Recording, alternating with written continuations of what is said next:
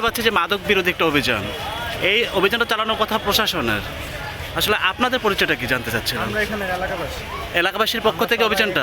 জি, আমরা এখানে যারা ইয়াং আছি, ইয়াং জেনারেশনের উদ্যোগে যে আমরা এখানে মাদকের কোনো আস্তানা আর হতে দেব না, এই ইয়েতে আমরা বারবার চেষ্টা করতেছি। প্রশাসন আমাদের সহযোগিতা করবে এই আশ্বাস করছে এবং তারা ছিল এতক্ষণ।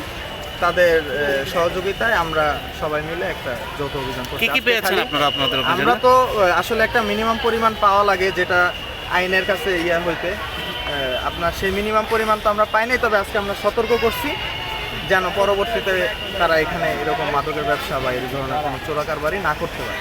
পরবর্তীতে যদি করে প্রশাসন যথাযথ ব্যবস্থা নেবে।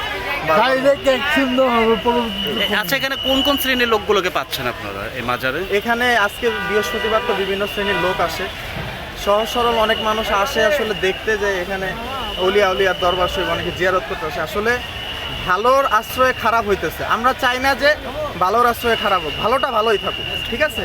এখানে অলিয়া উলিয়ার দরবার এখানে জিয়ারত করবে, ঠিক আছে, একটা সময়সীমা দিয়া দেখ এবং মাদকের আস্তানা যেন রাত্রেবেলায় না হয় সেজন্য আমরা বারবার চেষ্টা করতেছি। দেখা যাক তারপরে ঠিক আছে।